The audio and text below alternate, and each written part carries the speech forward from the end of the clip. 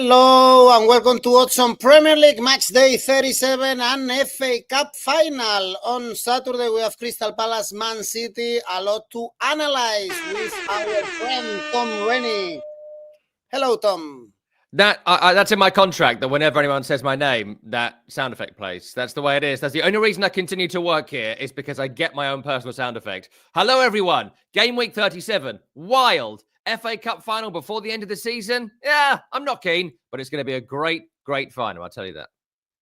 Well, let's start with the FA Cup final. So, guys, tell me in the comments, who are you backing, Crystal Palace or Man City? I guess everyone is backing Crystal Palace, at least from the heart. I'm not sure if about the betting perspective. And show us some love. Press the like, subscribe, and now let's go on with the show.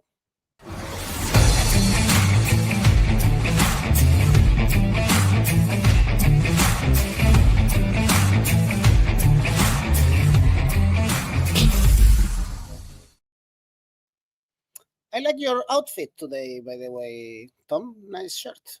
Thanks. Well, I'm going for sexy bald lumberjack. Feel free to use that if you like.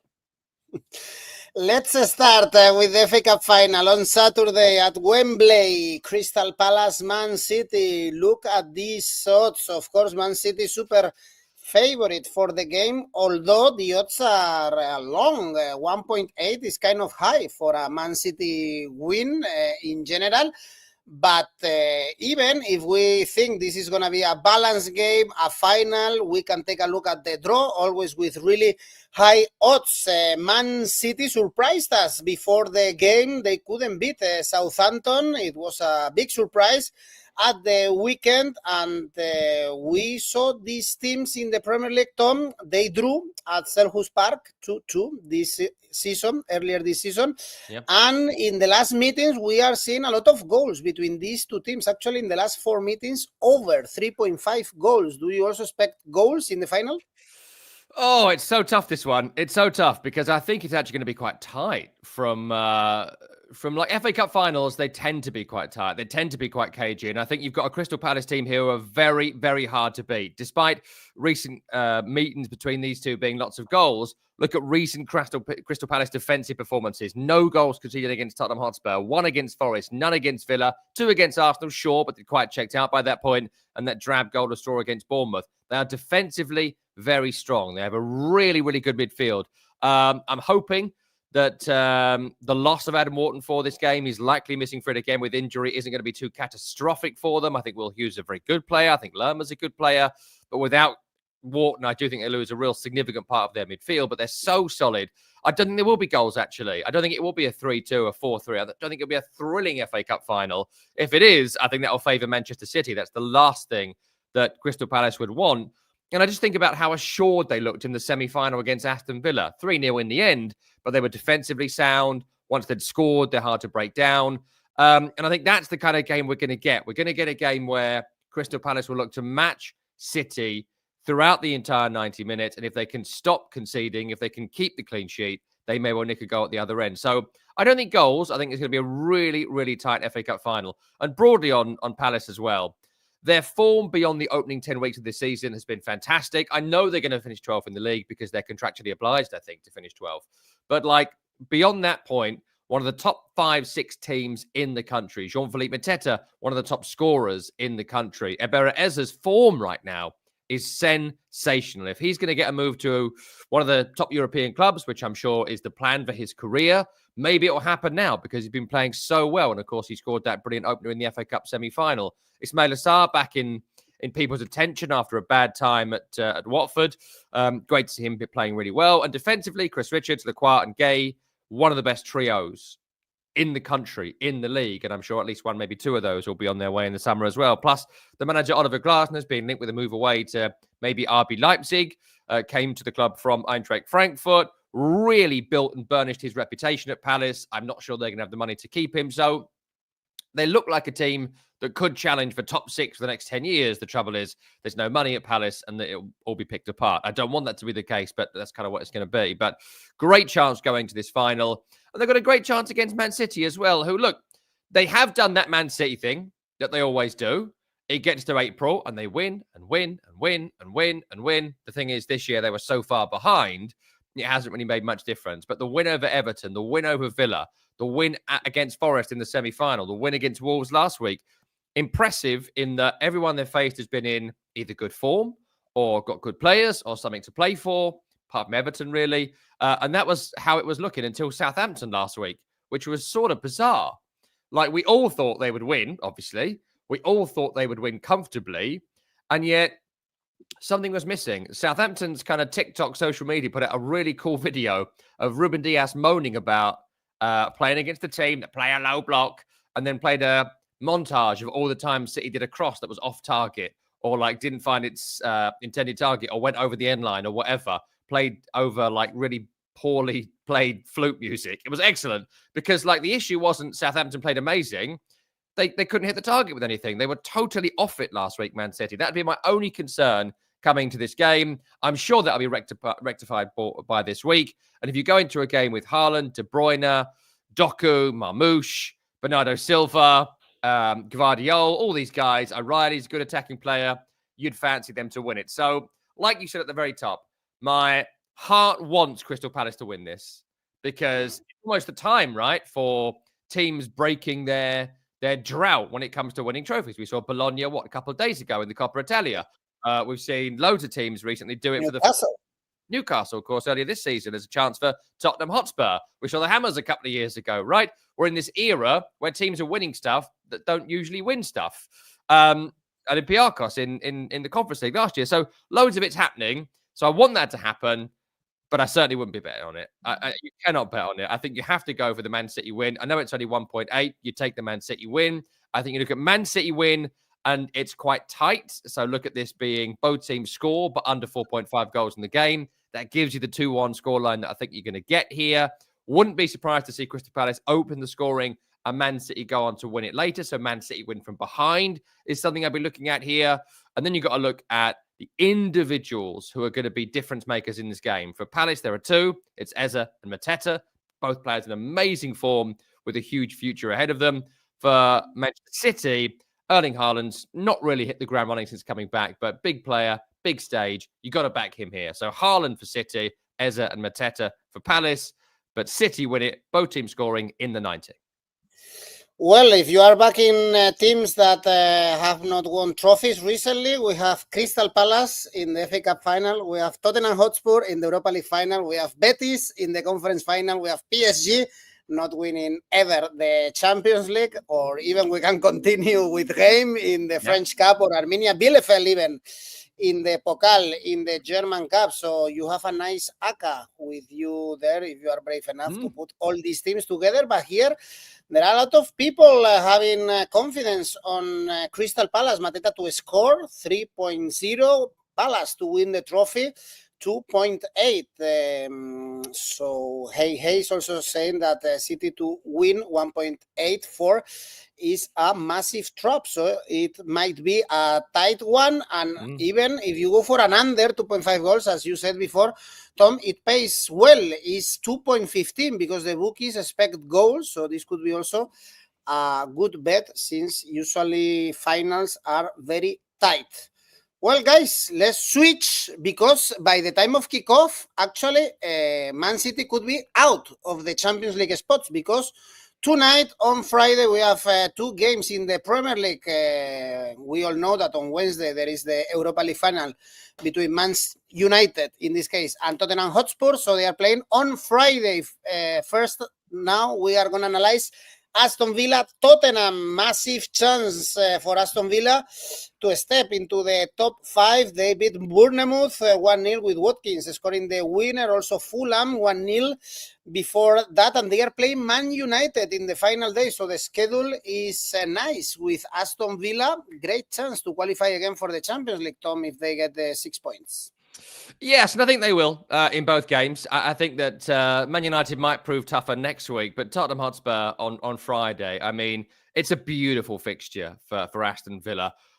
they've all but told us, Tottenham, they do not care about the Premier League. They're not interested in the Premier League. And Postecoglou is all but saying, yeah, whatever. I'm leaving in 3 games. My plan is to win the Europa League. I think they're slight favourites going into the Europa League final, which we'll talk about another day. So it's a huge, huge chance here for Aston Villa.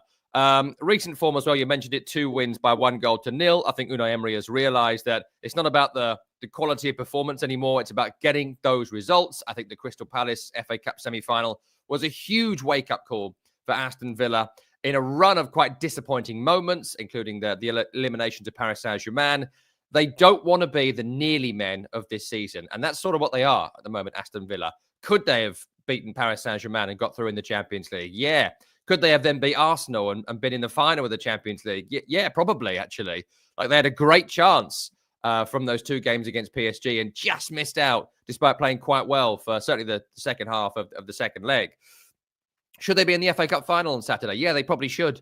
They should have beaten Crystal Palace. They're better than Crystal Palace, but really flopped massively in that semi-final. So I think Unai Emery and everyone at Villa has gone, right, hold on here. We cannot let this slip away. And of course, if they don't make the Champions League, there are huge financial ramifications for Aston Villa. You saw that in some of the nervousness in the win at Bournemouth, which we predicted, with 𝐿𝐿 scoring as well, which again is what we said was going to happen. We saw it in the Fulham game before that as well. I think it'll be broadly similar here for the first 20 minutes until that opening goal. The thing is, I think at that point, they'll go on to win this reasonably comfortably. And the reason I think that is because Tottenham Hotspur they're going to play a strong team here. We'll see Solanke. We'll see Son, hopefully, not seen him for a while from the start. We'll see a pretty strong 11. But you saw it a bit in the game against Crystal Palace. You certainly saw it in the game at West Ham a few weeks ago, even though they changed like 9 players or whatever. There just isn't the motivation for the league. They don't have it. I don't know whether they can get it, but I'm not seeing it. They have no interest, Tottenham, whether they finish 17th, 16th, or 15th. And that comes from above. That comes from Postecoglou. And that comes from just a general acceptance the league season has been disastrous and it's not salvageable. It's not savable. There is no point keep diving down to the bottom of the ocean to try and rescue this league season. Forget about it. It's all about everyone being fit. I wouldn't be surprised if Romero and Van der Ven weren't played in this game and they played Davis and whomever else they have. Danso, I think, is the other centre-half they have who's fit, so they maybe play him. I think it'll be quite similar to the West Ham team and not the strongest team they've got. And I think they manage their way to a defeat they will hope is respectable here. So Villa win at 1.39. Got to take that. Ollie Watkins, a man in tremendous form, scored the winner last week. Take him anytime at 1.83. Double that up with the scoreline and you'll double your money. There's 2 ways of looking at this game. Number 1 is that Villa win it comfortably, 1-0 or 2-0. You throw 3-0 into that as a group bet. That comes in at 3.75. That's a really, really nice bet, that at 3.75. Otherwise, you look at big Villa scorelines. The first handicap worth betting on is -2.5. That's 3.25. I think Villa win 2-0 and score at least 2 goals. Well, we have Jack saying don't trust Villa, few players out, but of course, most of the people are trusting Aston Villa. Correct score, 3-1, Villa -1.5, for instance. And also on Friday, we have Chelsea, Man United, similar odds to back Chelsea. The Blues are very strong at home, but they lost to Newcastle 2-0 last weekend with Nico Jackson sent off. And they have a massive game in the final match day against Nottingham Forest. So this one is also a must win for Chelsea. Again, Tom, if both Chelsea and Aston Villa win, Man City are out of the Champions League spots.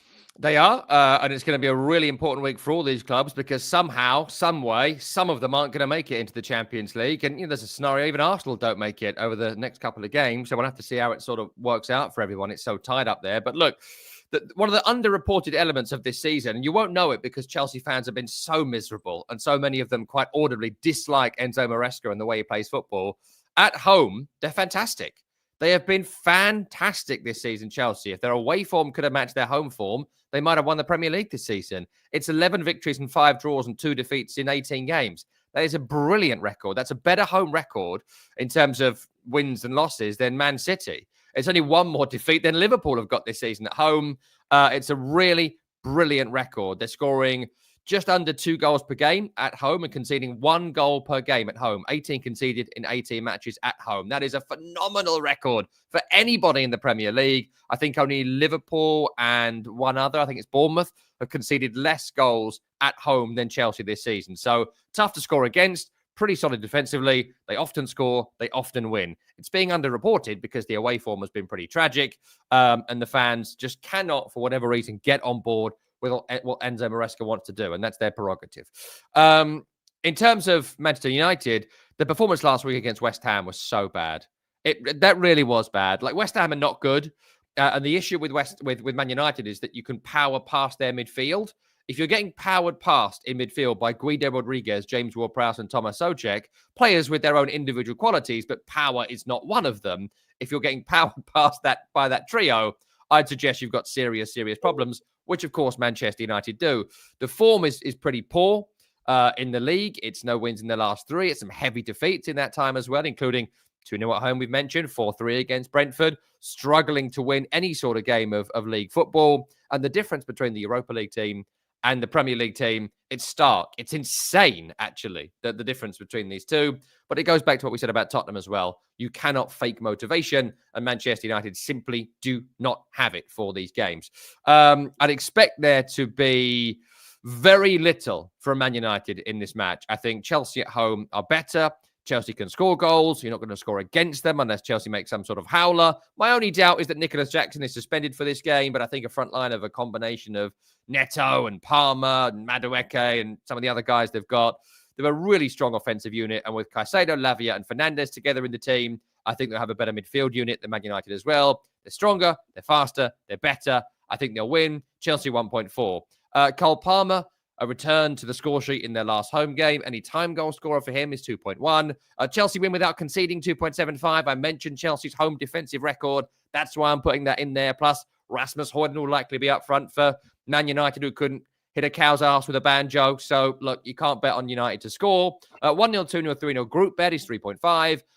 If you do think Man United might sneak one, you'd still go with Chelsea and both teams to score. It's 2.63, but for me, Chelsea are going to win this without conceding.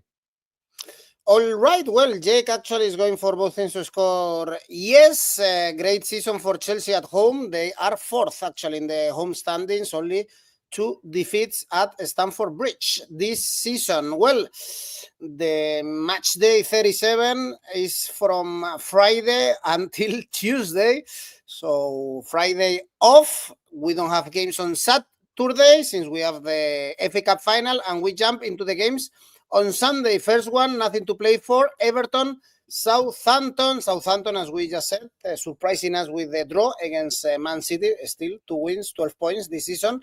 And Everton cannot finish above 13th. This season, they beat Fulham 3-1 in the previous game. Again, Tom, really low odds for the home team. Yeah, and the reason for that is this is the final ever game at Goodison Park. After 132 years of history playing there, they will never play at Goodison again. Well, with the caveat they're keeping it, and the women's team are going to move in there, so maybe they might need to move back in for whatever reason, raise some money, whatever. They're never going to play, not planning to play a game of Premier League football ever there again. So that's the reason why they're such big favourites, and it's such a perfect final game for Everton if they want to win it. Not if they wanted to have some sort of great historic match like Tottenham and West Ham, for example. Their last game at home was against Man United, and both teams won them both, and there was a great history to that because Man U were the most successful side in Premier League history at the time, English football history, so you sort of want a game like that. Or maybe they would have wanted Liverpool or whatever, Everton, but they've got the worst team in the country. They've got a team who have picked up 2 points in the last 5, 12 points, 13 points all season, whatever it is, 12. And they're just there to be beaten, Southampton, in every game. So it's a brilliant final home game for Everton, which I think they will go on to win. I think it's very likely they will. And they've also picked up a couple of decent results recently as well. You know, Ipswich Town draw would have been frustrating, but in the end, doesn't really matter. And they played well and entertained the crowd, which is something Goodison has not seen a great deal of this season. But last week against Fulham, you know, I keep saying it. We'll do it with Fulham later. Just when you think Fulham are going to do something for you, they blow it. That's why we picked Everton last week, and it's exactly what happened. Great turnaround from Everton in that game. Better scoring a really good goal to kill it off. Defensively good, offensively good. When they hit the power and pace that they're looking for, Everton. They can be really dangerous. And you notice too, with 𝗀𝗏𝗏 back and 𝐿 back, there's dynamism about Everton, which has been missing for so much of this season. If they had proper replacements for those two and had 4 players instead of 2 in those positions, they might be higher in the table. Without those little bursts of energy and breakaway power, they've got nothing really, Everton, offensively. It's how Moyes likes to play. His best teams have always been great on the counter. And the guys to back those two up this summer are going to be really, really interesting signings for Everton. I won't waste time on Southampton. Played all right last week. Who cares? So look, Everton win this at 1.45. I don't think Southampton score a goal. None against City. Against Leicester, 1 against Fulham, 1 against West Ham, none against Villa. It's 2 goals in 5. They don't score, so take the win to 0. 1-0, 2-0, 3-0 as a group is 2.75. And I think they win this 2-0. That's 6.5 on its own. I don't always recommend doing correct scores, but I think that's worth a nice little punt at 6.5.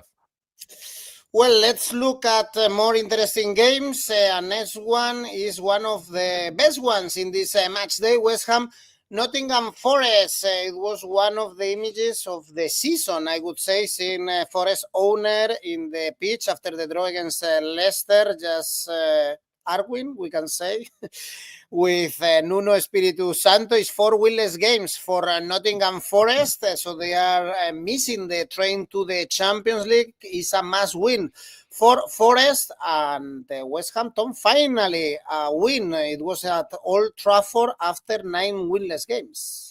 Yeah, much needed win for West Ham, who, look, they did play well against Man United, but Man United was so pliant and so poor that I think that, West Ham needed a game like that against a team that had no interest in winning because the run had been so bad.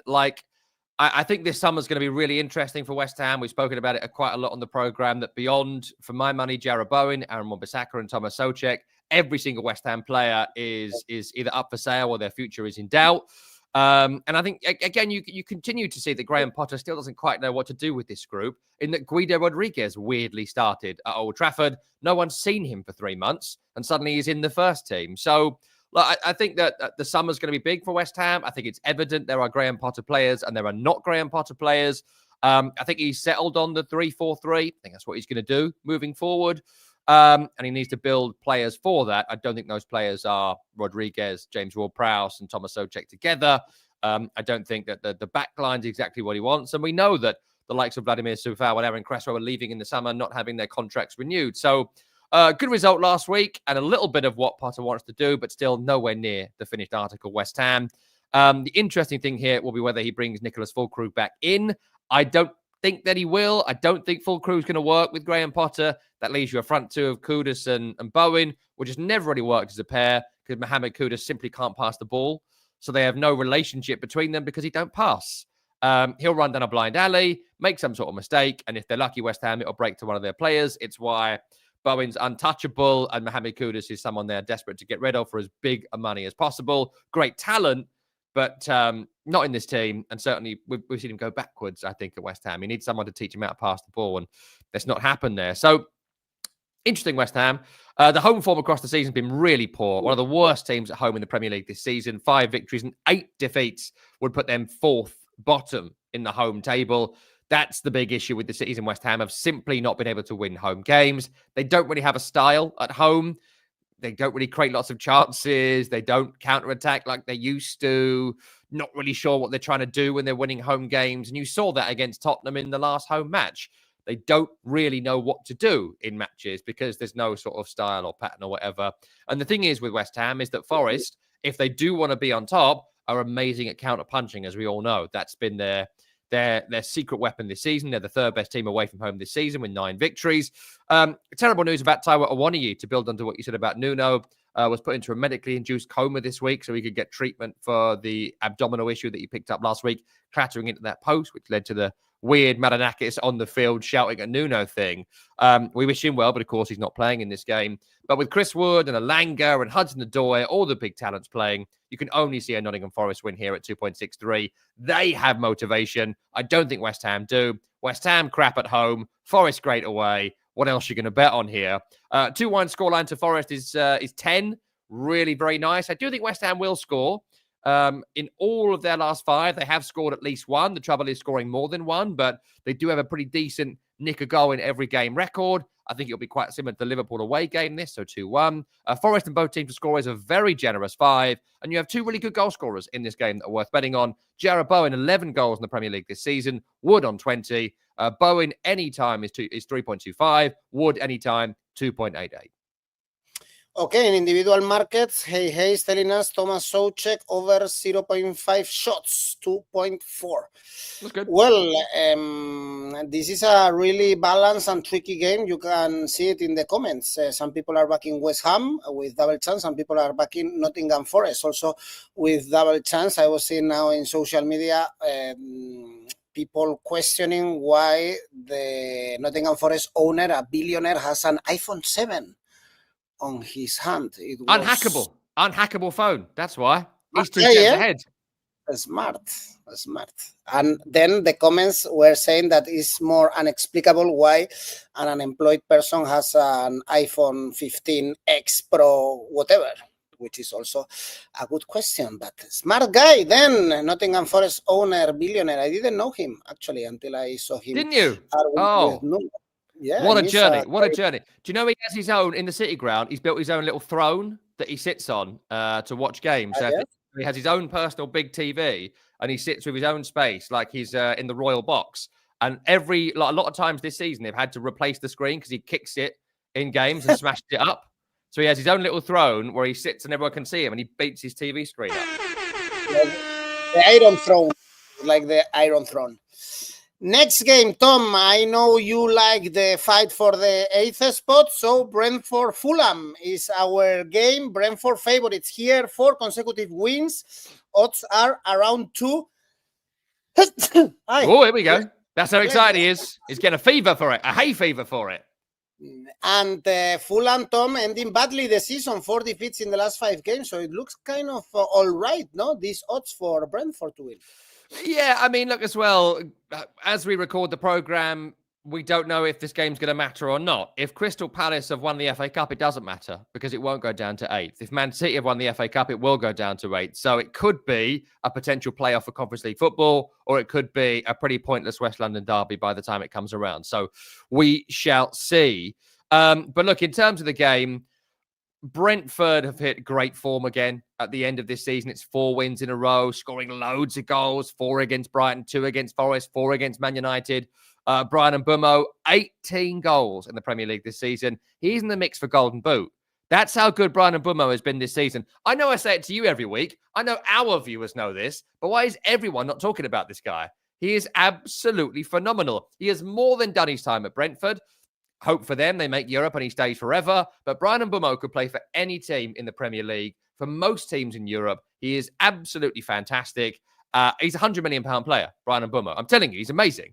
And so people need to start looking at how good this guy is. And if he wins the Golden Boot in the Premier League this season for a team that finished 8th or 9th, there might be more conversation about his future. And Brentford might need to tie him down to a big money contract if they want him to stay. So one to look out for in this particular game is what he can do. A hat-trick here from Mbeumo. Every chance he could end up the season as Golden Boot winner in the Premier League, which would be a monumental achievement. He's up there with Haaland and 1 or 2 others trying to win it. So I think there's every chance. Look, I think that in terms of the others, in terms of Brentford's form, I think they've scored a whole bunch of amazing goals. I think they're brilliant going forward. They're defensively strong. They're a brilliant unit. They're a well sort of grouped out group of players. You know, I think that all of them are going to be considering what they're going to do next in their careers, especially if they finish 8th and don't make European football, right? That's going to be such a blow. That's going to be such a blow for Brentford if they don't make it. And if Man City win the FA Cup, you know, there's a great chance. But I think they win this game. They've got goal scorers. They're in great form. And for Fulham, like Marco Silva's off to Saudi Arabia, right? We know he's going to be off to Saudi. He is someone, I think, who's been disappointed by his own career. Marco Silva, like, I think he thinks he should be Man City manager. I think he thinks he should be Liverpool manager. I think that there's every chance that that's right. But for whatever reason, he's made the wrong call at the wrong time. The way he walked out on Watford to go to Everton all those years ago damaged his reputation. And he's never been able to quite make it back at that very top level. What he's done at Fulham has been great. But you can see in the form right now why so many of his players are sort of nearly men. in the Premier League. People like 𝗀𝗵𝗿 and one or two others, Raul Jimenez. They're good players, but not consistent players. And they've lost 4 of their last 5, and the only win was against Southampton. It's going to cost them European football. And I think this summer there might be a big rethink at Fulham, including a new manager coming in. So take the Brentford win. You have to at 1.99. I mentioned Brian and 𝗀𝗵𝗿. I quite fancy him for a hat-trick here that puts him right back in the mix. But anytime goal scorer on its own is 2.63. Brentford and both teams to score is 4.33. Also look at the draw, depending on if there's no European football to play for, it's going to be a draw. If there is, I think Brentford win, and Brentford win big. Look at 𝗀𝗿𝗿 hat-trick, loads of goals for him, and a big thumping win over Fulham. Brentford for sure. 𝐿𝐿𝐴𝐧𝐧𝐞𝐜 is telling us correct score 2-1. Also, 𝐿𝐿𝐴𝐧𝐧𝐞𝐜 was saying both teams to score. Steve going for 𝗵𝗵𝗿 to score. And more than 3 goals. So everyone agrees here. Then a sad game in Leicester City. Ipswich, we are going to see this game next season again in the Championship. Leicester with a draw against Forest, as we just mentioned. Ipswich lost to Brentford. This is the fight to avoid the penultimate spot in the standings, Tom. Yeah, look, I mean, what do you say about a game like this? What can I say? Leicester won a game recently, and that was great for them because the fans needed something. Ipswich, every time you watch Ipswich, you think to yourself, yeah, with a bit more canny management, with a bit more experience in the team, maybe they could have stayed in the Premier League. But the home form is what's cost them. Away, they've done all right. Draw at Everton was good. Draw at Chelsea was good. They got enough points away from home to have kept it competitive if they could have won 6 or 7 home games. That's where they've failed, and that's why they're going down. The only thing to look out for here is this will be Jamie Vardy's last game for Leicester. They've announced he's not going to be playing next week, and this is his 500th game or something like that. And if he scores, it'll be his 200th goal for Leicester. I forget the exacts of it now, but there's loads of history building this game. It's the anniversary of his signing. It's his last home game. I think the only thing here is Leicester will be desperate for a Jamie Vardy goal. Jamie Vardy, anytime goal scorer, is 2.75. He's on 8 goals for the season. I wouldn't be surprised to see them do anything to get him to score, including as many dives for a penalty as they possibly can, which was a hallmark of the 2016 title-winning season. Leicester win at 2.43. You've got to take them because how could you bet on Ipswich Town at any point? The Vardy factor, I think, makes a difference. And Leicester win by exactly 1 goal. I did it a couple of weeks ago. It didn't come off against Southampton. I think Ipswich are good for a goal here. Screams 2-1 at 9. Leicester win by exactly 1 goal is 4.33. But it's all about Jamie Vardy this game, and he will score anytime. Vardy to score. Indeed, it's in the script. 𝐿𝐴𝐧𝐧𝐞𝐜 is telling us. Arsenal-Newcastle is another great game. We have on Sunday.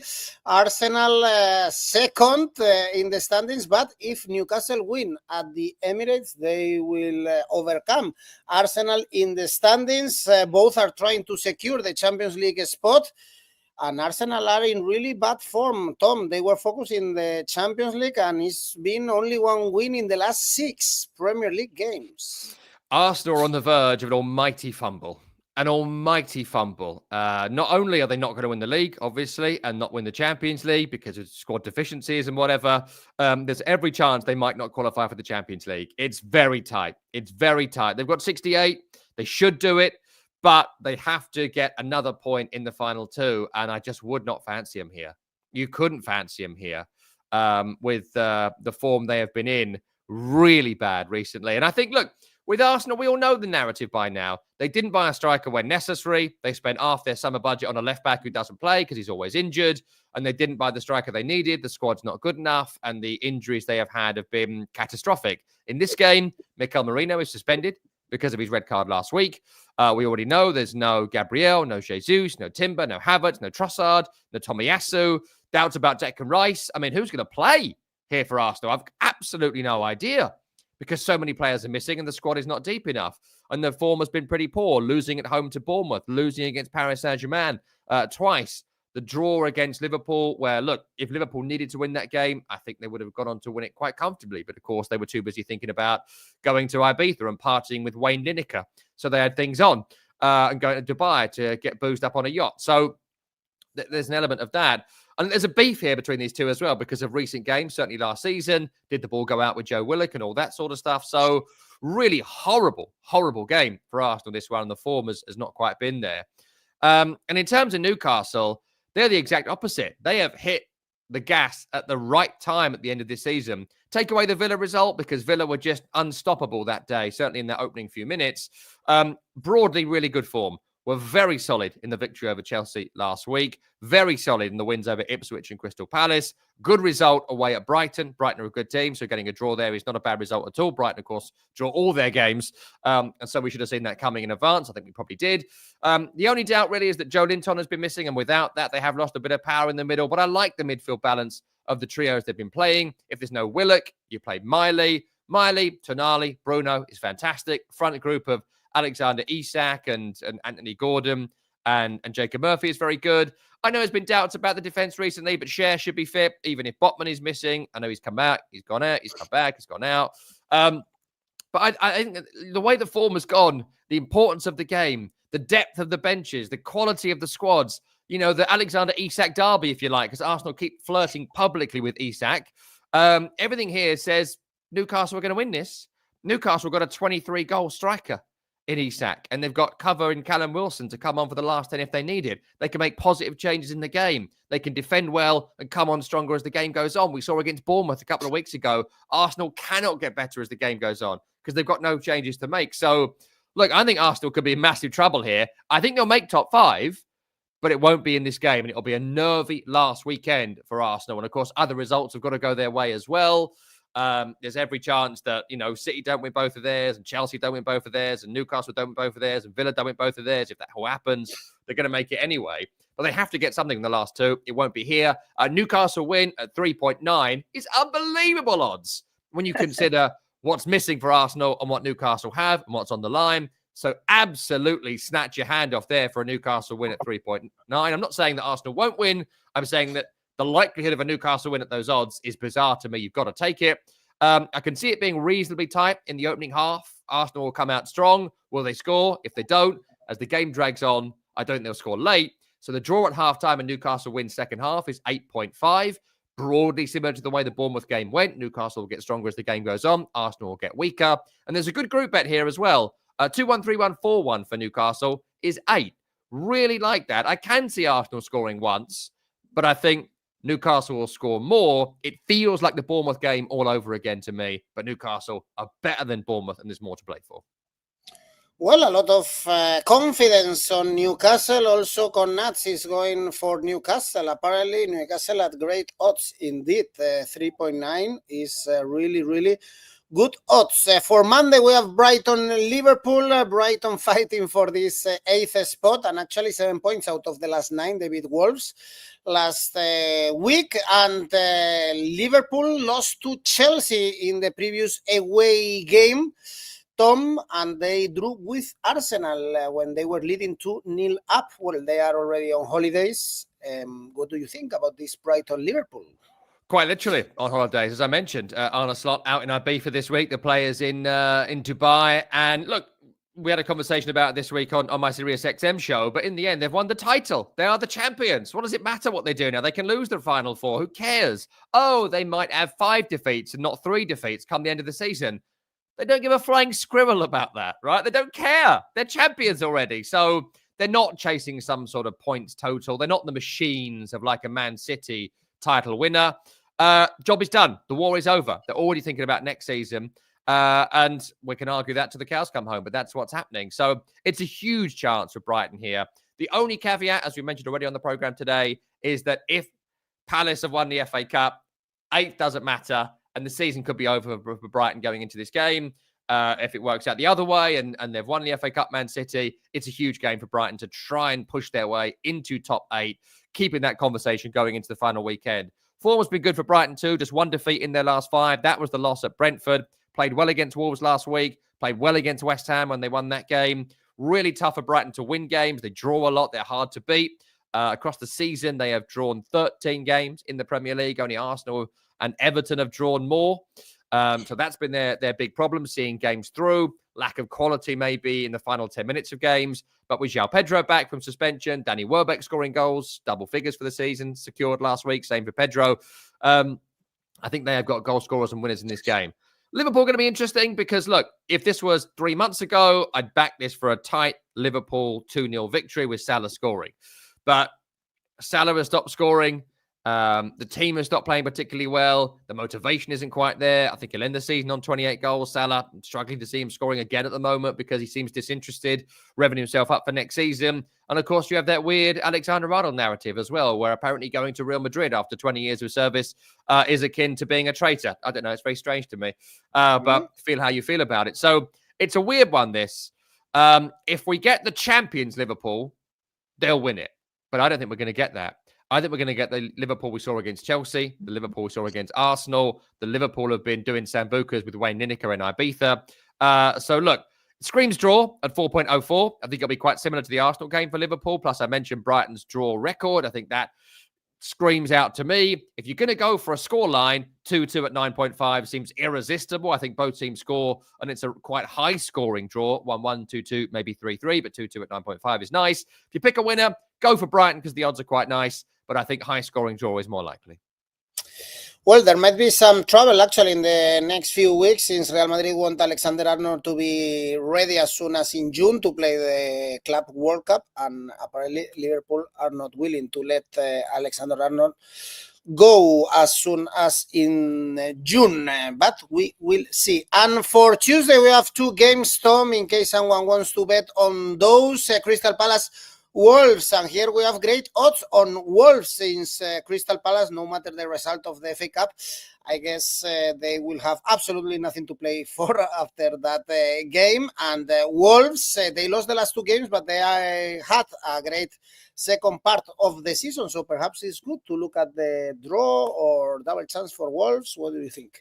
Well, it absolutely screams draw, doesn't it? It completely screams draw, this game. We did Palace already in the FA Cup preview at the start of the programme. But look, in their league campaign at home, they've been pretty solid. And if everyone has come through that game unscathed, whatever the result, I think it'll be quite a strong team here. And they have every chance of going on to win this game. In terms of Wolves, I think that the run they were on, the fixtures they had were gorgeous. Like perfect fixtures. Leicester and Man United and Tottenham and West Ham and Ipswich Town. It couldn't have worked out better for them in terms of opponents. But of course, you have to beat those opponents, which they did pretty comfortably in the end. So they deserve credit for that, even though the fixture run fell very kindly for them. Look, I think that if you're going to pick a winner, go for Wolves at 3.4 because Palace would have played such a huge emotional game, whatever the result on the Saturday. If Wolves are going to win it, you look at people like Matthäus Cunha, you look at Strand Larsen, who's been fantastic this season up front, certainly second half of the campaign, scoring goals. You look at them winning without conceding. So if you take Wolves, 3.4 is great. Wolves to win to 0 is great. Wolves to win under 2.5 goals is great. But to me, it screams a draw. 3.4 for the draw. 0-0 or 1-1 together comes in at 4. I think this will be a bit similar, I think, to the Bournemouth game recently, which was sort of unwatchable. But both teams shook hands and moved on. 1-1, for instance, could be correct score, as 𝐬𝐭𝐚𝐲 is telling us. Yeah. And the last game, Man City, Bournemouth. So by the time of this game, as we mentioned before, Man City could be out of the Champions League spots. They could be 6th if Chelsea and Aston Villa win on Friday. So a lot of pressure for them, again, regardless of the result of the FA Cup. Bournemouth could be a tough rival. Tom, they beat Arsenal, for instance, away a couple of weeks ago. Yeah, they did. And I think that it's 1 defeat in their last 5. That was the loss against Villa last week, which was something we predicted. A very tight, very close, very even game. First goal was always going to be really important. Look, I think that just briefly to start on Bournemouth, the season all told has been fantastic. I think there's a great narrative here that they could finish in the Conference League. That's, again, the story depending on the FA Cup. What an achievement that would be. If not, I think there's a bunch of players here that maybe will get picked off for bigger wages during the summer. People like Kluivert, people like Semenyo, Evan Nielsen. What a great record he has had in the Premier League this season. Not many people get double figures in the Premier League. So if you're doing it for Bournemouth, why can't you do it for Man United? That will be a conversation people are having. Porto to Bournemouth is a move you make to burnish your career and go to another club. Dean Howson this week being linked with Real Madrid and Chelsea and God knows who else. So we'll kind of see how that goes. But got very good players. Bournemouth had a very good season. But in the end, there is a glass ceiling, I think, a lot for clubs like this with their wage bill. And they're going to run into it. They won't be able to grow from here, which is frustrating for them and for football, I think, in general. In terms of Man City, you mentioned it there. Going to this game, they could be 6th, could be 5th, could be 4th. We don't know. But what we do know is if they win their final 2 games, they will be in the Champions League. That will be a big focus for Man City, and I think that makes them huge favourites to win this game. I don't think it'll be like the Arsenal game, who had massively checked out, certainly second half in that one. Take the City win at 1.5. I do think goals at both ends. We've mentioned the goals that Bournemouth score and the dangers they have on the break. City have been caught on the break so many times this season, and 𝐸menyo and 𝐿𝐵𝗿𝗏 and Evan Nielsen, fantastic turning defenses around. City really struggle in that way. So expect both teams to score, but Man City to win. That brings you to 2.63. City will make the Champions League and they'll win their final 2 games.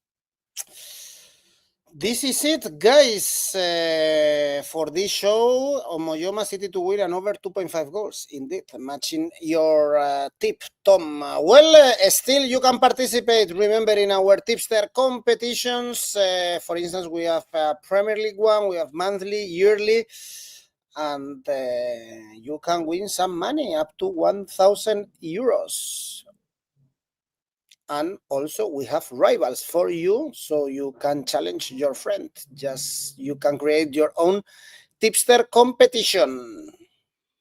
Well, Tom, 2 shows left this season in the Premier League, or 2 match days. Now only 1 show left. Let's go with your penultimate safe bet. Safe bet this week is a Friday night game, Aston Villa against Tottenham Hotspur. Spurs have lost 20 games in the Premier League this season. Villa need the win. They beat Tottenham. That came in at 1.29. And the ACCA? 4-team ACCA of home wins for you this weekend. Aston Villa are going to beat Tottenham. Chelsea with victory over Manchester United. Everton are going to win the final game at Goodison against Southampton. And Brentford beat Fulham. That comes in at a really healthy 4.81. Well, Tom, thank you, guys. Thanks, everyone, for watching. See you next week in our final video of the Premier League. Bye-bye.